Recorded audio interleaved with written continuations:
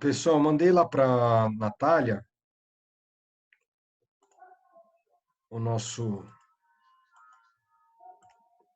o slide, mas aqui também tá com vocês, tá? Opa, não estou conseguindo mudar aqui.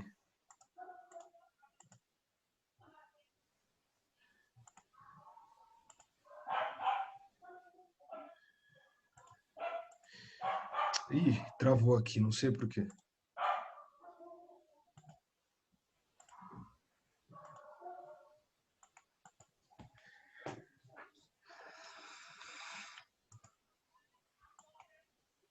Vocês estão vendo aqui? Sim, mas a gente está vendo que você não está conseguindo mudar a página. Sim. Eu estou Do tentando slide, mudar né? aqui. A tela, o slide. Eu vou desligar. Vou desligar, não, vou fechar e vou tentar. Vou reabrir aqui para ver o que aconteceu. Deve ter dado algum.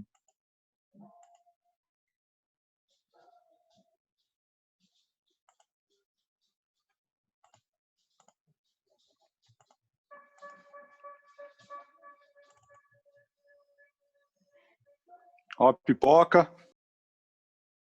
A pessoa está passando aqui próximo da minha casa.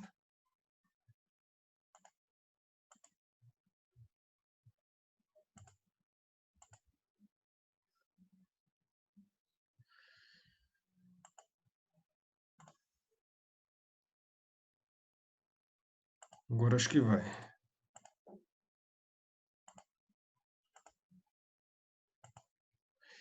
E daí, pessoal, na denúncia a gente tem algumas questões aí que a gente vai tratar agora. Primeira questão é a denúncia genérica. Denúncia genérica é quando a pluralidade de réus e o Ministério Público ele não tem muita clareza de como isso aconteceu, né, de como os fatos aconteceram. Isso é muito comum em crimes econômicos. Né? Em crimes econômicos, são crimes praticados são crimes que a gente chama de crimes de escritório, em que são praticados em segredo, em sigilo. E por conta disso, é muito difícil definir qual foi a participação de cada agente. Né? Então, é muito difícil individualizar a conduta, é muito difícil dizer quem que sonegou, quem que lavou dinheiro, como que foi, quem fez evasão de divisas, né? Muitas vezes até porque isso foi meio que feito em conjunto, né? Tudo isso foi feito em conjunto e de uma forma muito difícil, né? Por exemplo, crimes societários, crimes licitatórios, como foi feito o acordo para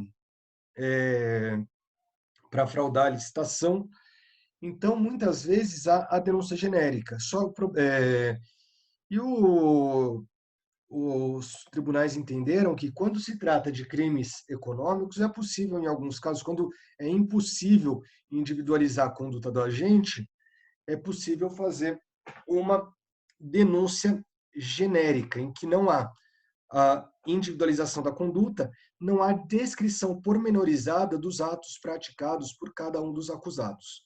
Né? Qual foi o problema quando o Judiciário autorizou o Ministério Público a fazer denúncia genérica em casos de crimes econômicos? É que daí o Ministério Público, os promotores gostaram da ideia e começaram a fazer denúncias genéricas, não apenas em casos envolvendo criminalidade econômica, mas também casos envolvendo criminalidade comum, né, envolvendo crimes comuns, como, por exemplo, furto, homicídio, roubo, e muitas vezes em casos em que havia apenas um réu.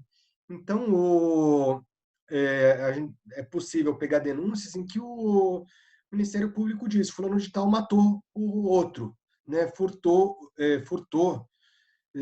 mediante escalada, não descreve o que aconteceu, não descreve a conduta, faz uma imputação completamente aberta, sem dizer o que foi feito. Só que isso é uma afronta enorme à ampla defesa e ao contraditório, porque se a pessoa não sabe qual é a conduta que ela é acusada, como que ela vai poder se defender dessa acusação?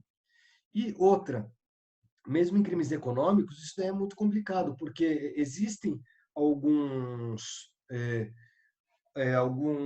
agentes públicos que não têm o devido cuidado e acabam apresentando denúncias contra os dirigentes da empresa somente por eles serem os dirigentes, por eles serem os proprietários, os diretores, os donos da empresa, sem se atentar que eles precisam, de alguma forma, participar ou ser coniventes com a conduta criminosa.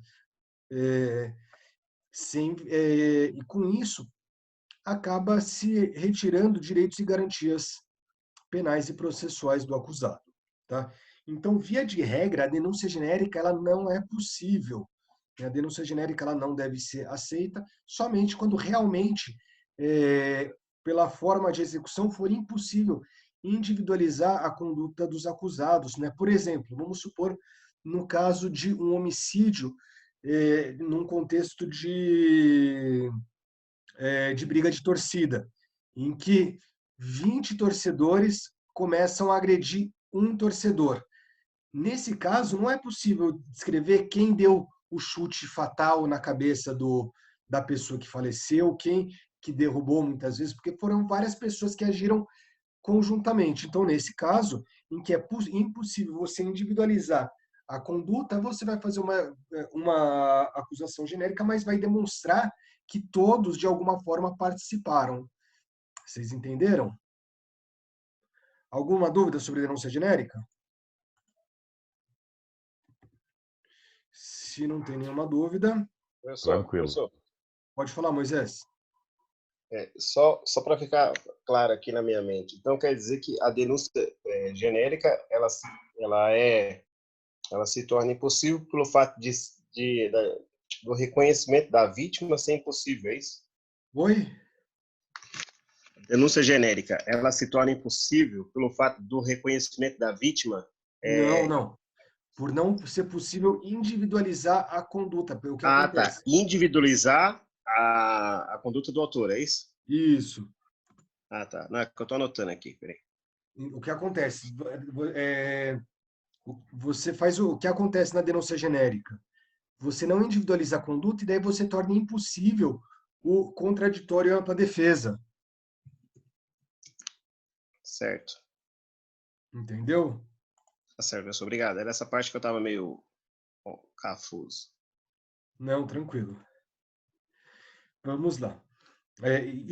Obviamente, Moisés, quando for impossível individualizar a conduta, como o exemplo que eu dei da briga de torcida, nesse caso, seria possível, sim, uma denúncia genérica, tá certo? Mas só quando fique demonstrado que é impossível individualizar. Mas tem que demonstrar que as pessoas, de fato, participaram do crime, tá? É necessário demonstrar que eles participaram. Não basta, por exemplo,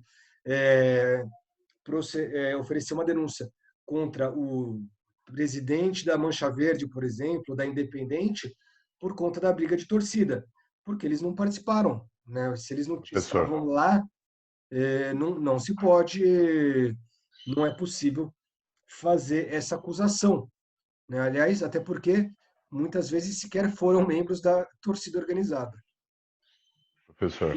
Pode falar, quem está falando? Sou eu, Ailton.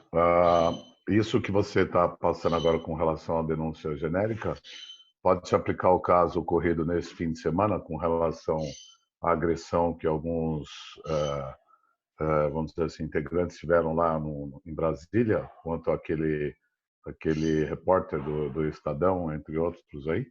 Sim, nesse caso é nesse caso em que várias pessoas começaram a agredir o repórter, né, várias pessoas começaram a agredir o repórter e não sendo possível individualizar a conduta de cada um dos agressores, né, porque foram várias as pessoas, é possível falar, olha, mediante socos, pontapés, eles causaram lesões corporais nos repórteres, nos jornalistas. Então, nesse caso, seria possível fazer uma denúncia genérica, uma vez que não é possível individualizar e falar exatamente o que cada um fez. Ok. Mas perfeito o seu exemplo, Ailton. E também, além de denúncia genérica, a gente tem a denúncia alternativa. A denúncia alternativa é quando existe uma dúvida sobre um crime ou uma qualificadora, ou se não existe uma dúvida sobre quem praticou a conduta. Vamos pegar o primeiro caso, depois a gente pega o segundo. A pessoa, imagina só que o Ministério Público está em dúvida se foi um furto ocorrido mediante fraude ou se foi um estelionato. Ele não sabe qual dos dois crimes foi praticado. Então ele fala, olha, eu vou oferecer a denúncia por furto praticado mediante fraude. Porém, caso não seja esse o entendimento do juiz, eu quero que a denúncia seja recebida por estelionato. Então, ele fala um ou outro. Isso é possível? Não é possível. Na verdade, não é possível, porque acaba também possibilitando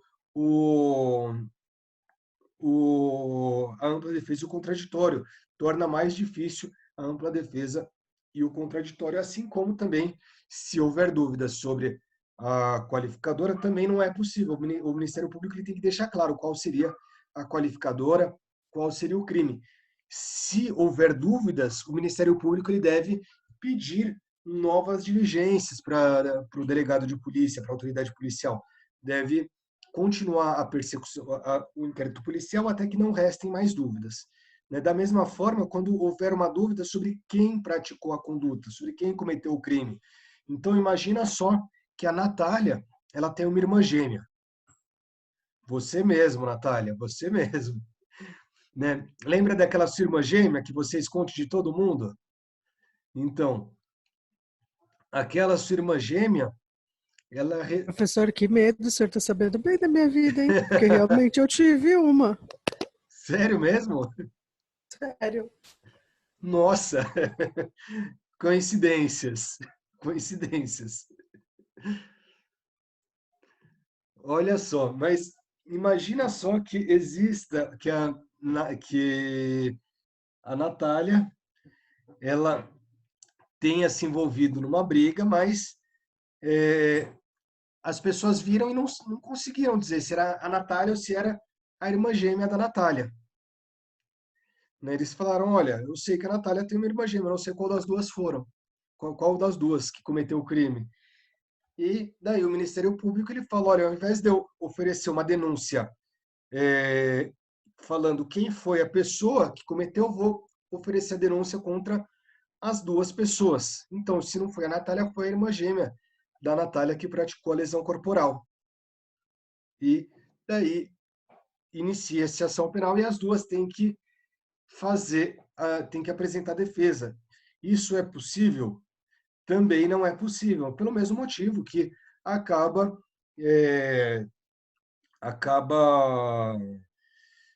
impedindo o exercício do contraditório, dificultando o exercício do contraditório ou da ampla defesa. Da mesma forma que na denúncia alternativa, quando há dúvida do crime ou da qualificadora, quando há dúvida sobre quem praticou a conduta, sobre quem foi o autor da conduta, o Ministério Público ele deve pedir novas diligências para que seja apurado quem que efetivamente praticou aquela conduta. Eu dei o exemplo da irmã gêmea, mas imagina num crime econômico em que não se sabe se foi o diretor comercial ou o gerente comercial que praticou o crime, que fez que fez a negociação para fraudar a licitação, por exemplo. Mas não é possível o Ministério Público ele não consegue descobrir qual dos dois que estava envolvido. E daí ele sabe que só um deles estava, mas daí o Ministério Público resolve oferecer a denúncia contra os dois. Isso não é possível. Ele deve pedir novas diligências. E se não conseguir definir quem foi o autor do delito, deve pedir o arquivamento do inquérito policial. Se for impossível angariar elementos suficientes para demonstrar autoria. E, pessoal, vamos seguir aqui. Pode acontecer durante a instrução processual, aparecer novos fatos, né, aparecer novos elementos, novas qualificadoras, por exemplo, ou até novos crimes. Então, vamos supor que a gente estava falando lá do Alexandre, que ele estava fazendo sonegação fiscal, estava lavando dinheiro.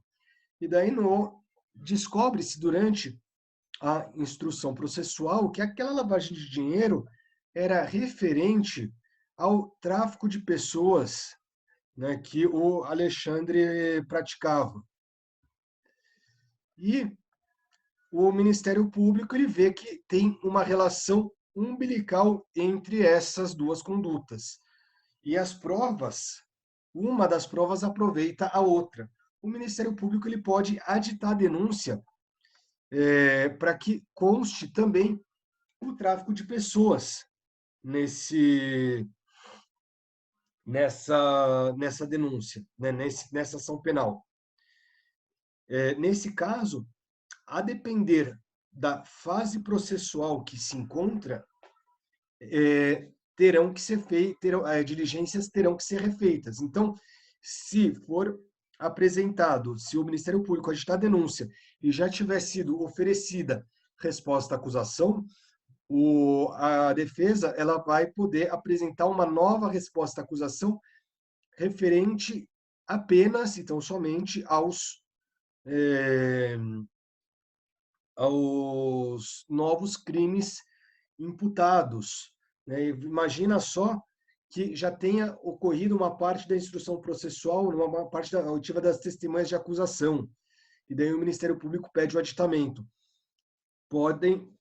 A defesa ela vai apresentar a denúncia, vai apresentar a resposta à acusação após o aditamento da denúncia, e pode ser necessário, o Ministério Público pode entender necessário que uma nova testemunha seja ouvida, devendo apresentar essa testemunha já no aditamento à denúncia.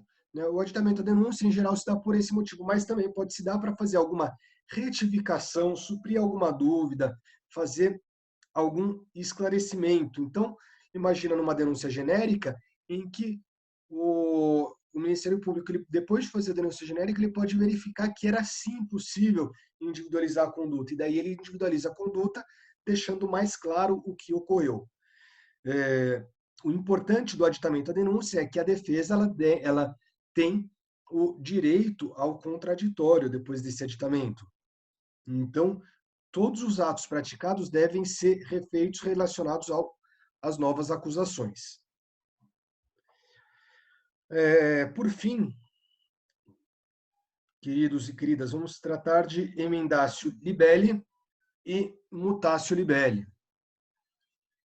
Na emendatio libelli, o juiz ele não concorda com o tipo penal indicado na denúncia. Aliás, deixa eu fazer um esclarecimento aqui. Emendatio libelli e mutatio libelli é tratado com mais profundidade dentro da sentença, tá certo? Dentro das decisões judiciais, especificamente da sentença. Só que eu acho importante a gente falar rapidamente sobre emendatio libelli ou sobre mutatio libelli, para vocês terem uma noção também de aditamento, porque tem uma relação umbilical com a denúncia, e daí, quando vocês tiverem sentença penal, isso daí vai ser aprofundado. Mas, para vocês saberem o que é emendatio libelli, é quando o juiz não concorda com o tipo penal indicado na denúncia. Então, daqui a um pouquinho eu vou dar os exemplos. Mas o fato descrito, o fato que está descrito na denúncia, ele está claro, né? A descrição do fato está clara, só que o juiz ele não concorda com o enquadramento penal que se deu. Então, vamos supor que a pessoa, o Ministério Público, ele ofereceu a denúncia por roubo. Ele ofereceu a denúncia por roubo, falando que o roubador, né, que o acusado, ele estava andando na rua, viu uma pessoa com o celular, falando no celular, deu um tapa na mão da pessoa e subtraiu o celular da pessoa, sendo que a violência consiste no tapa que deu na mão da pessoa. Né? Tudo bem, daí o Ministério Público ele vai lá e coloca, oferece denúncia como roubo. O juiz, lá na frente, depois de feita a instrução processual, ele entende que aquele tapa que foi dado não serve não serve para qualificar o crime patrimonial como roubo. Ele entende que aquele tapa não pode ser caracterizado como uma violência dentro de uma ótica penal. Então, ele, ao invés de condenar por roubo, ele condena por furto, porque ele entende que aquele tapa não foi uma forma de exercício de violência, entenderam? Agora, o juiz ele pode fazer isso ele poderia fazer tanto se o crime é mais grave ou como se o crime é menos grave. Se o Ministério Público tiver oferecido a denúncia por furto, descrito que houve um tapa na mão da vítima para a subtração do celular, e o juiz entende que não é furto, mas é roubo, ele também pode aplicar a pena do roubo, mesmo sendo mais grave. Tá? Por quê? Porque o fato... Eu ia fazer essa pergunta, se o inverso poderia ser também. Pode ser.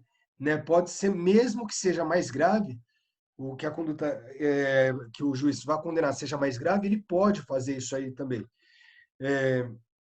E a doutrina entende, aliás, a doutrina que está aos poucos se tornando minoritária, mas a jurisprudência entende que não é preciso fazer a emenda à denúncia, não é preciso emendar a denúncia. Por quê? Porque, como eu disse, o fato está escrito na denúncia. Esse tapa, ele está claro que houve uma violência, que houve um tapa na mão da vítima. E o juiz e o promotor, eles não concordam com o tipo penal, né? Não concordam apenas com a classificação do tipo penal. E a jurisprudência entende que o acusado ele se defende de fatos, né? E não da imputação que lhe é feita. Então, nesse caso, o acusado, por ele se defender de fatos, não é possível, não é necessário emendar a denúncia. E o juiz pode condenar mesmo assim. E incidiria tanto em primeiro como em segundo grau. Né? Tanto o juiz singular quanto o tribunal podem fazer essa modificação. Uma questão muito importante.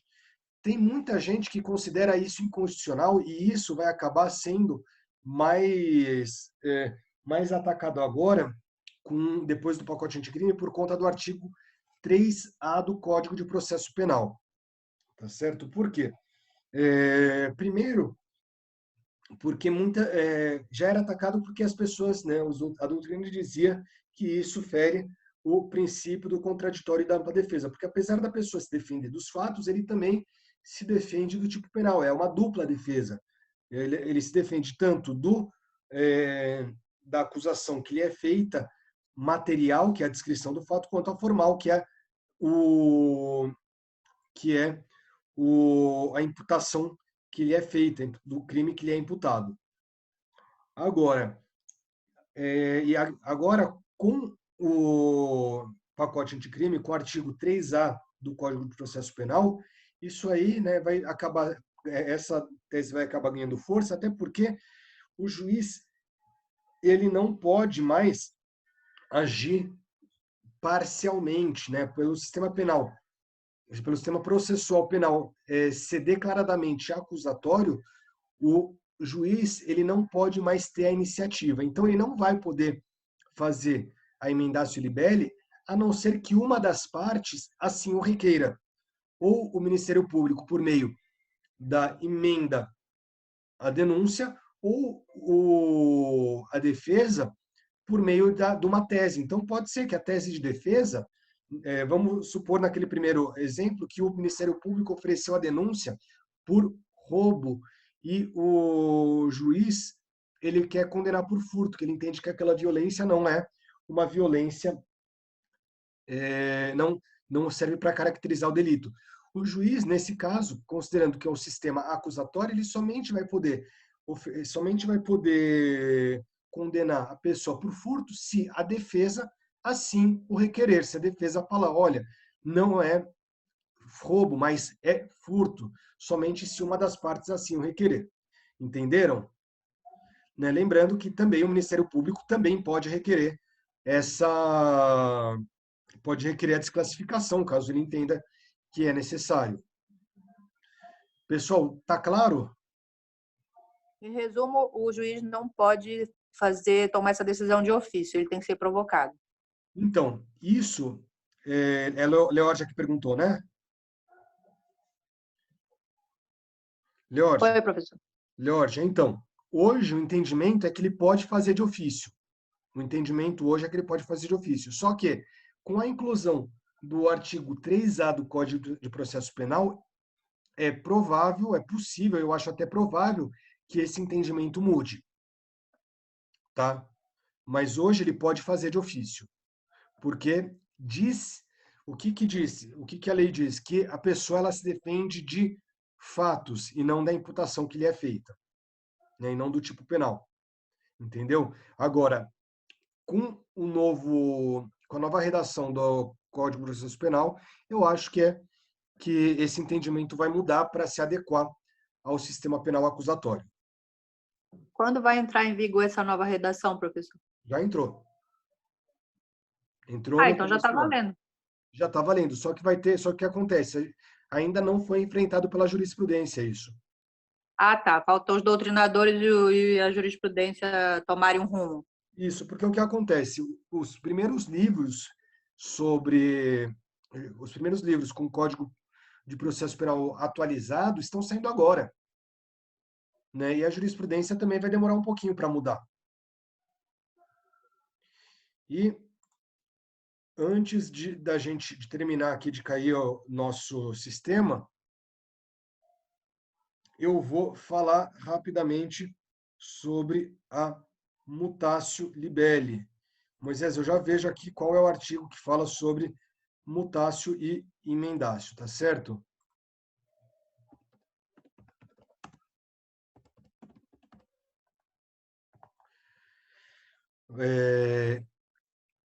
Estou pegando aqui o artigo direitinho para você não ter nenhuma, para ficar tranquilo. Cadê? É o artigo 383 e o 344, tá certo? O emendatio 383 e o mutatio 344.